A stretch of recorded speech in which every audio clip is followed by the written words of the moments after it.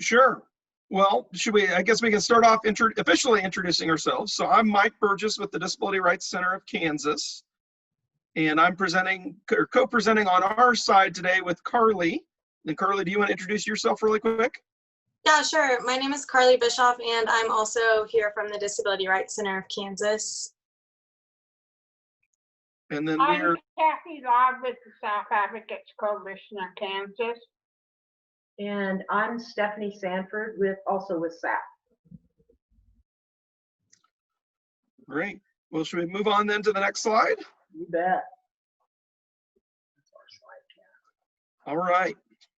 Go ahead. Kathy? Yeah.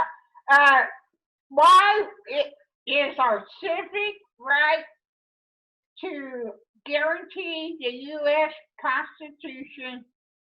Your vote helps decide what we will become law.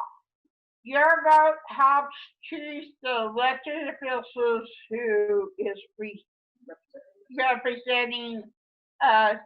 Your vote is your voice. So I would add on this that sometimes we hear that our vote doesn't matter. And I have a good friend who has researched a lot of election results. And, you know, historically, just if one more person had voted in every precinct across the United States, every election would change. Just one person in every precinct. So our vote as a disabled community is very important because our vote is our voice. Yeah. But our representatives don't seem to care about that. Well, then that's our job. After we vote people into office, it's our job to hold them accountable. And educate So that's them. why we should vote. Yep. All right. Should we go on to the next slide? You bet. Okay. So who can vote in Kansas? So a United States citizen who is a resident of Kansas will be at least 18 years old on election day and is not in jail or on parole for a felony conviction. And just to be clear here, because there's often confusion, just because somebody has a guardian doesn't mean they can't vote. So they can vote regardless of their guardianship status. So that has no impact on somebody's ability to be able to register and to vote. And I know that's one of the things that's often a point of confusion that a lot of folks don't realize. But so our laws are fairly open, because again, you meet those minimum criteria there and you've filled out the registration form, you're eligible to vote. So should we move on to the next slide? You bet. I want to ask a question here. Sure. So if somebody does have a guardian and their guardian is telling them that they can't vote because they have a guardian, but they themselves know that's not true, then what do they do at that point if they need their guardian support to be able to get to the polls to vote? I can probably address that. Sure. Because guardian isn't the only person that can bring them to the polls.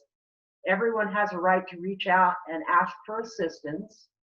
If someone is being prevented from voting because of their support system, I would really ask, you know, DRC is a place to contact, but SAC is also a place to contact as well, because we can work with the individual on educating them on just what their rights are.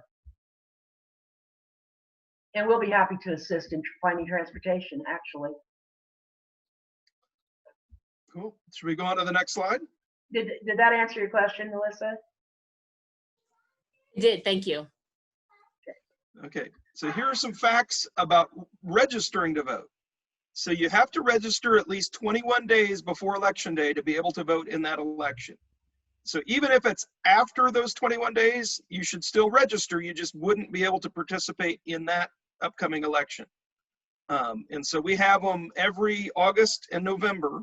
We have elections, whether they're spring elections or state and local or state elections as well, state and federal elections. So this year, that deadline is July 14th. if you want to be able to vote in the primary election on August 4th. And so again, that's coming up pretty quick. So this is a pretty timely reminder that if you haven't registered, that you still have time to do so. So you will need to update your registration if you have moved, legally changed your name, or if you want to change or affiliate with a political party. So those are the situations where you have to re-register. You will receive a voter registration card in the mail within 30 days after registering. So often it's sooner than that, but it just depends. You know, some things maybe slow down a little bit because of COVID-19, for instance, right now. But you guys have anything else you want to add? Just that, you know, through all of this, if folks need assistance, please don't hesitate to reach out to us. If we don't know the answer, we will find out where we can get the answer. All right, should we move on to the next slide then? You bet. So, you know, we talk, and we had a chat about this at the Self-Advocate Conference last year. A lot of times we're asked to be given our personal information, and sometimes we don't believe that we have control over that. And it is our personal information, but in being able to register, you're going to have to give up some of that personal information in order to be able to register. So you're going to have to give your name and your address, a phone if you have one, Your birth date, driver's license number, or ID card, or the last 4 digits of your social security number. if you don't have a driver's license or an ID. And you can put your party affiliation, but that's optional. Okay, you don't have to declare that on your registration to vote. You would declare it if you wanted to vote in the primaries. Well, and sometimes you can still vote in the primary. There just Right. may not be. Counted. Sometimes there are ballot questions and other things that you can vote on, but not always. Typically, most of the primary things are affiliated with either the Republican or Democratic parties. Right. But they are, you know, they take the information and hopefully protect that information. But these are the requirements to give if you want to register to vote. And the phone number can be helpful because that's how the election office would contact you if there's ever an issue with your ballot. Right. There are some things like, for instance, if you forget to sign your advanced ballot envelope, if you're voting by mail, the election office can reach out to you before election day to give you a chance to sign it to make sure that your vote counts. Cool. So let's go to the next one. And so how do we register to vote? And there's really pretty much 3 ways. One is by mail, one is online, and one is in person, either at the county election office or the DMV. The one thing I was going to tell you, it's easier for me to do it by mail because I have a permanent disability and it's hard for me to get around to vote. Mhm. So I do it from home. But there was a time when I really had to go to a polling place and they would not let my staff help me. They told me it would have to be a trained advocate from the polling place to help me. Well, And that is not accurate anymore. Yep. That has And so, changed. if you're trying to register by mail, there are a number of places where you can either pick up a voter registration form, or I know later on in the slide we have some resources from the DRC website. We have in our voting project, we have a link to be able to print out a voter registration form. And so you just fill out that form and then send that to your election office. Probably the easiest one is to register online. And like I said, there are a number of places where you can register in person, just fill out the form to do it.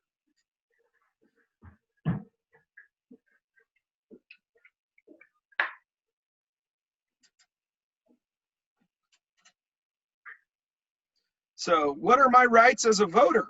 So this is really important stuff here. So you have the right to vote privately and independently.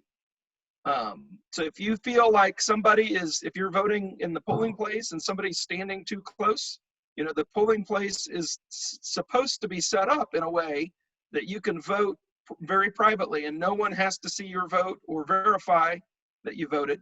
And you have the right, you know, if you're voting, you don't have to vote on every race if you don't want to. That's your choice. So voting in an accessible polling place, so that accessibility should include parking, sidewalks, entrances, hallways, and the voting area. And that's obviously something that's very important. Unfortunately, it doesn't always happen, but the polling places are supposed to be accessible. One of the things that a lot of people aren't aware of is if you have mobility challenges and you're not able to get into the polling place, they can actually bring a voting machine out to you, the poll book and the voting machine, to be able to vote curbside. And that's something that is guaranteed in law. So you have that ability, if you need it, to be able to vote. You don't even have to go into the polling place. And you have the right to vote on an accessible voting machine or to use a ballot marking device, or two of the ways in addition to a paper ballot if you want. But that's, again, your right as a voter. And then you have the right to bring your service animal into the polling place with you. So anything else you'd like to add? All right, then how about the next slide? So, you know, like Kathy said, when she voted years ago, they restricted who could help her. And the Help America Voters Act really clarified some problems that people had been having when they'd go and they'd say only a poll worker could help you. That's not true anymore. You have a right as an individual to take whoever you want to in that voting booth with you to help you. And I think that's an important piece because it's absolute trust that we're giving to people when we ask them to help us vote. And if we have to have that trust in that individual. And I think that's what that right really is very helpful in helping people know that their right as an individual is honored in the voting process. And there should be, if you have problems and pushback from poll workers about that, we also, in law, it's very clear, and we can also send out a little handout that folks can take to the polling places with them that kind of educates the workers at the polling places and just lets them know what your rights are. Yep, and my camera won't show that up very well, but we'll make sure it's a front and back sheet that you can. We're happy to send it to you, or we'll make sure Melissa has it as well, to be able to share that. Yeah. And so just one other thing to clarify. So and it's your right to have somebody help you if you want. If you don't want any help, you don't have to have any help. So don't. Yeah. Mike, the only thing I was going to say about that is if they're truly can't read, or if they're blind and virtually can't see, they have accessible voting booths for that now too. But I'm just saying, in the past it did. No, of course not. But now they have to. So one thing, just to clarify a little bit, so if you would like the poll workers to help you, there will typically be 2 people assisting you. So they have one person from each party. They have to have at least one person from each party in the 2 main parties working at the polling station. One from each party will have to help assist. So if you ask for help and the poll workers and you get 2 people helping you, they have to do it that way. So that's just something to do that. But then it can be your friends, family, or anyone you want to help you can help you.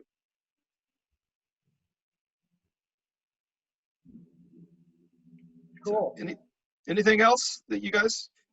Now, I think the next slide probably will help folks, understand that help that you can get. Virtually anything, if you need the ballot read to you, explaining a ballot in a way that makes sense. Sometimes, we will come on questions that voting yes or no doesn't make sense. And so explaining things in a different way sometimes helps us understand the real question.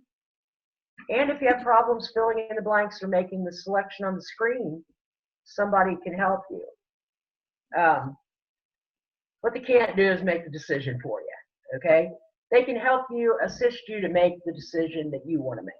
And I think that's, go ahead, Mike. One clarification to that last slide, though, is your friends, family, and supporters can, if there's a ballot question, they can explain it.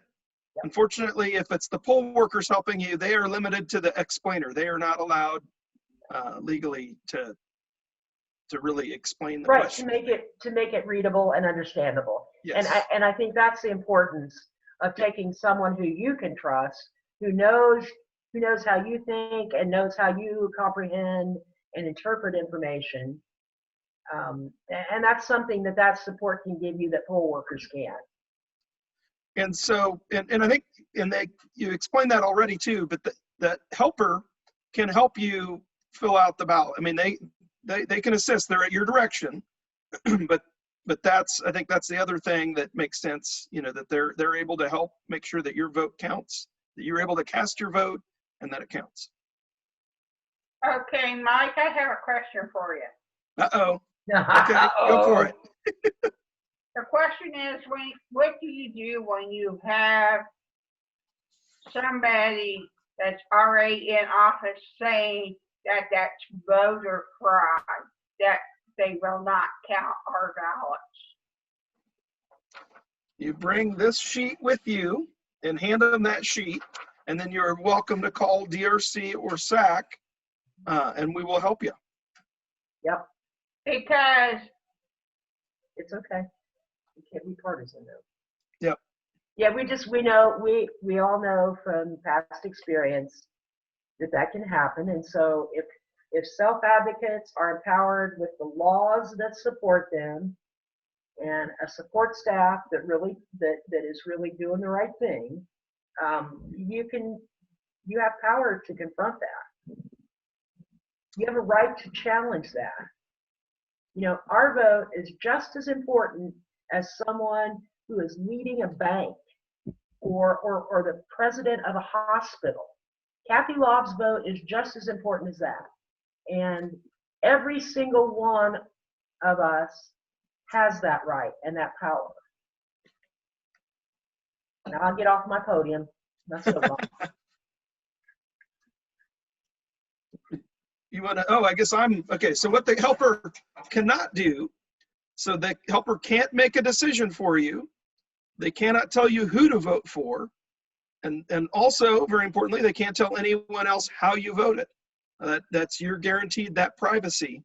And that is always your decision if you would want to disclose how you voted, but you never have to disclose how you voted. And that will never be disclosed unless you disclose it. Because again, the record that you did vote is there and is a public record, but no one has to know how you voted except you.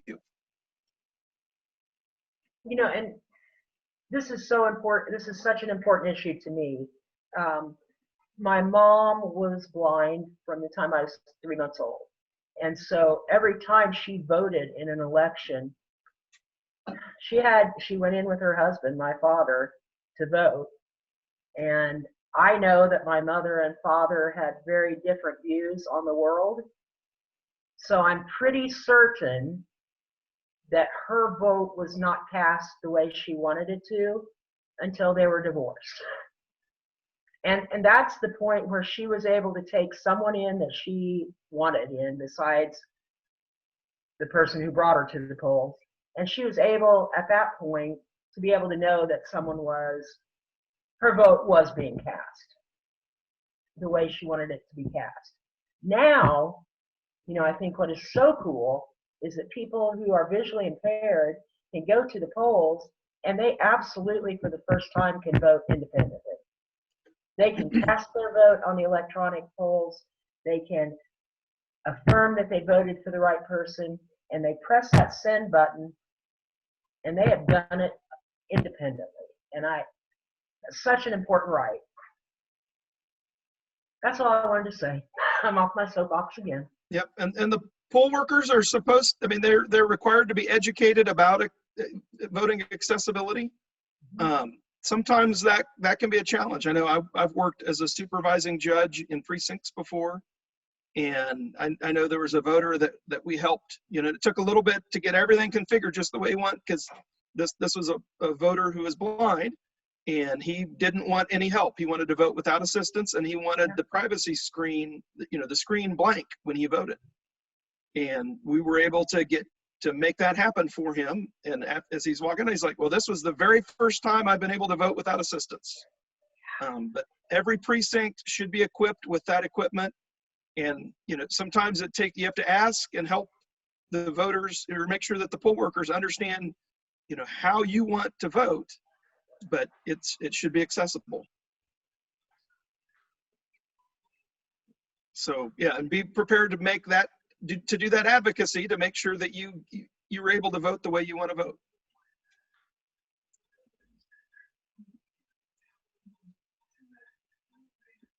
All right. Well, Kathy, I think this is your slide, you and Stephanie's. Okay, we want to make sure you are registered voter.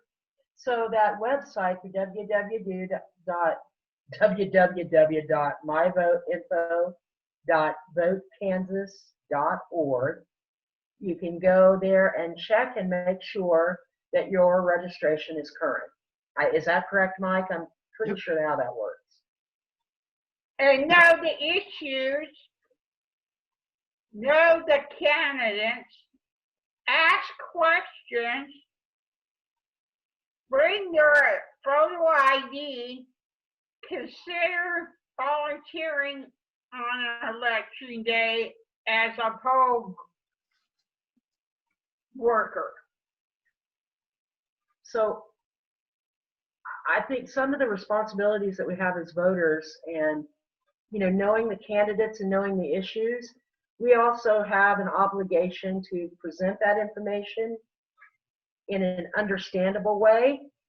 And sometimes reading documents and candidate positions is not real accessible. So we try to, SAC at least tries to take those issues and break them down into plain language. Sometimes it's not as strong a statement as someone wants to make, but at least people will understand the statement and have the power to ask questions. You know, we are nonpartisan as an organization. We don't support one party over the other. What we do support are individuals who support the empowerment of people with disabilities. And it's our responsibility as voters to put people into office that will support our life as people with disabilities. So there's, you know, we have a right to vote, but we have an obligation to know and have an educated vote too.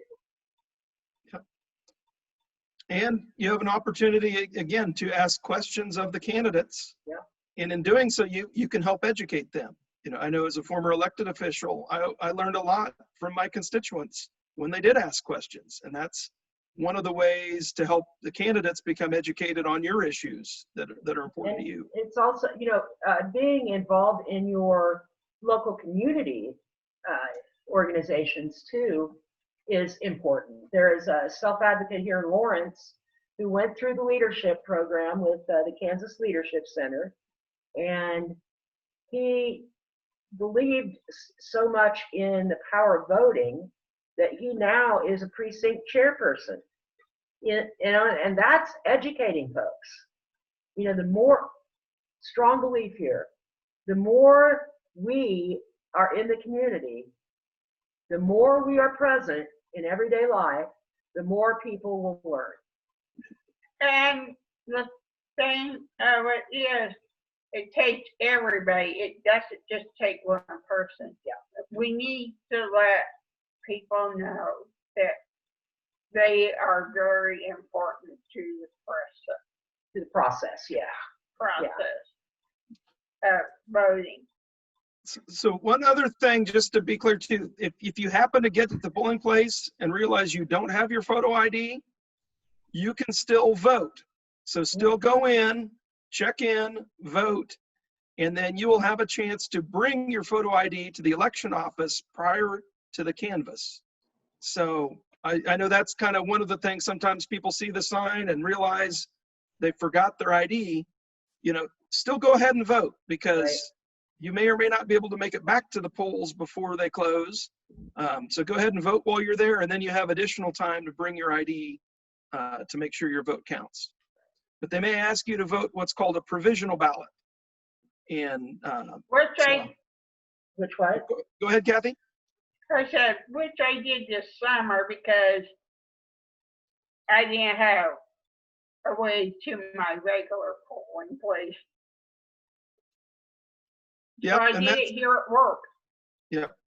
and so even if you are at the wrong polling place, there's still a good chance that some of the ballot will count Well, if and, it's within the same county. right, and if you know, with those provisional ballots, you're also given a number to call to make sure that your vote was counted, Yep. or to find out what additional measures you need to take to make it count. And so there's always a way to check up on those ballots. And there's one thing I want to add to that also. So since JCDS serves people from all over Johnson County, your best friend may have a different ballot than you because they live in a different district than you. And so they'll be voting for different people. And so it's important to know who is going to be on your ballot.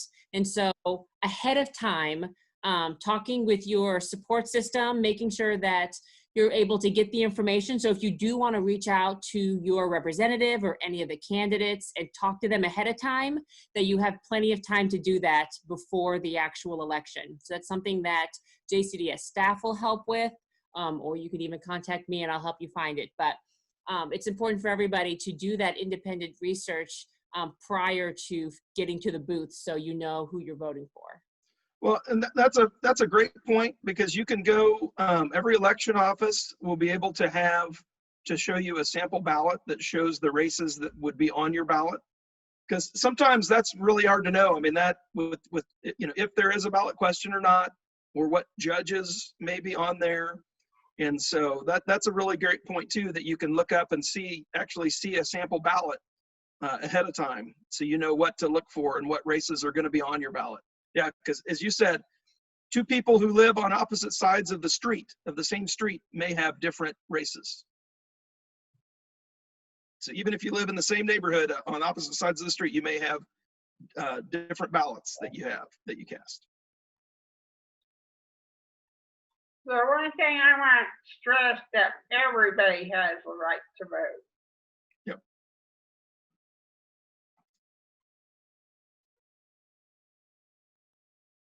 All right, I'm ready to vote. What are my options? Well, probably the simplest one is to vote by mail. So you have the ability to cast an advance ballot. And in Kansas, anyone can advance vote. In some states, they require you to be, you have to prove that you aren't able to vote on election day to be able to do it. Thankfully, Kansas doesn't have any of that. So any voter can register to vote. And for Kansans with disabilities, we have a permanent list. And so if you want to always vote by mail, you can apply for the permanent advance ballot, which is you just fill out a form. And then every election, 20 days before the election, your ballot would be mailed to you. And so that's a great option as well. So that's voting by mail. You can also vote at your assigned polling place on election day. So polling places are often churches, schools, libraries, and other public buildings. And again, they have to be accessible. And polling places are open from 7 a.m. to 7 p.m. here in Kansas. So that's your second option, is voting at a polling place on election day. And then another option is you have the chance to vote early or advance vote in person. And so you can go to your election office, or in some counties, they have what are called satellite advance voting offices, where they have other places, designated places where you can go and vote prior to election day. And so the good news is that you have several options, and you can pick your favorite method to vote. But you can advance vote by mail, vote on election day at a polling place, or advance vote in person at your election office or other satellite advance voting place. Hey, Mike, I have to ask you, wonder if the candidate doesn't know anything about people with disabilities, and what is it our responsibility to train them, or is that something? Well, Kathy, if you train them, I know they're going to do a much better job. Yep. So I'd like for you and other self-advocates to talk to candidates and help educate them on the issues. Because unfortunately, a lot of candidates aren't aware of what a person with a disability goes through on a daily basis, and how many different entities and agencies and programs that they have to deal with, and just to live life. And so I think the more those candidates and elected officials are aware of that, the better they will be at representing you. So I would welcome that. I think you do a great job of training. You do a great job of training me, Kathy. So I appreciate learning from you every day. Yeah, me too. And I would say too, another powerful statement that voting at your polling place makes is that you're visibly there. And when we are visibly there, people can't deny our existence, and they have to deal with the issues that we bring. So however you can get there, or however you can do it, we have got to take a stronger stance and make people we vote for really work for us. And I would, I want to piggyback on that too, and say that education goes for all elected officials, even the ones that you think already believe one way or the other. So don't let your own political beliefs keep you from only talking to one particular person. Oh, yeah. Everybody needs this education, and so equal opportunity, educate them all if you can. Absolutely. Well, and the best part about it too is you'll elevate everyone's expectations about what Kansans with disabilities can do. Because that's one of the biggest barriers that we confront every day. Yep. Is just helping people to understand, what our rights are and what we're capable of. Yep.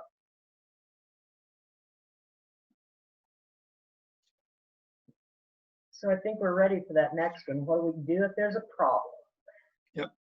And so even though we want you to all know what your rights are, how to vote, what to expect, what the issues are, hopefully it goes perfectly. But if it doesn't, there are folks that are there to help you.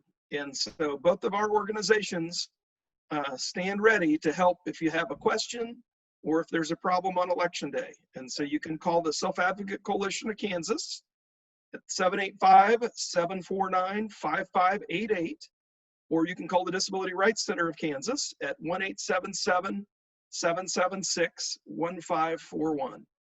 And Melissa and others, you can reach out to others to get our contact information if you don't have it handy. And we both have websites as well. Right.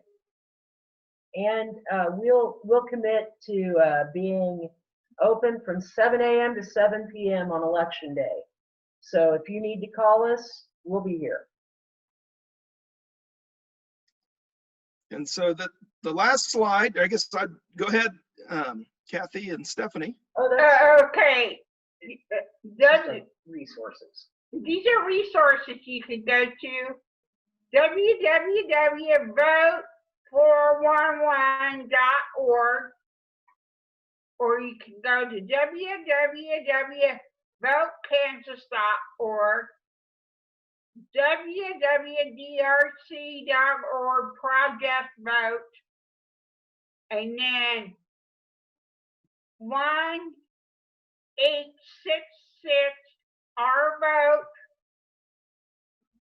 1-866-687-8683, or www.saveusa.org.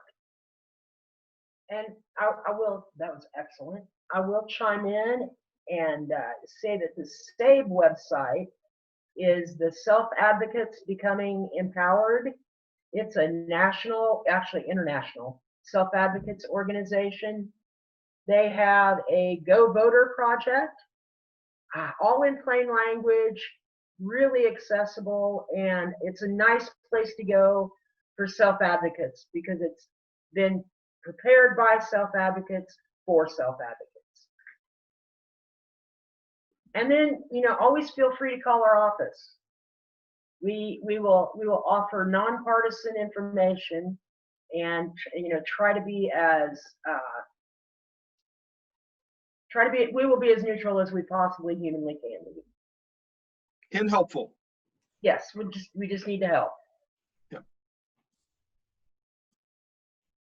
And likewise, we're the same way. The Disability Rights Center is a 501c3, and so we will, again, also help in a nonpartisan way. And one of our priorities is to help people with disabilities be able to vote and ensure that their voting rights are upheld. And I'll also add that the Johnson County Election Department, they are a great resource if you want to walk through accessibility at your polling place, help me find my polling place. If you have these kind of questions, we have a whole department within Johnson County who facilitates these elections. So use county resources if you want to. We are going to have a representative from the election department come and talk next month. But any time of the year, whether there's a big election or not, they are there and available, just like SAC is available, just like DRC is available. So not just on an election year, but any time that you have questions. I know that when COVID happened, right off the bat, a lot of people said, how is this going to affect the election? How is this going to affect voting? As soon as you have those questions, you can call up and say, what are you guys thinking? What should I prepare for? Because even if they don't have a concrete answer yet, you will at least know that I can check back, or this is where they're leaning. It's important to try to stay educated before a crisis happens, so you at least know where to go if a crisis does happen. So I really want to thank you guys so much for taking the time to do this today, and I'm looking forward to the conversation tomorrow. We should have a lot more community members hopping on that call as well. So there'll be a bit more conversation going on there. So, but this is incredibly important. I hope to have something like this at least once a year. So by the next presidential election, this is just old news for everybody. They already know how to do all of this, and this is just a refresher. So is there anything else you guys want to add before we go? No, thank you for the opportunity to share. Thank you for everybody for listening.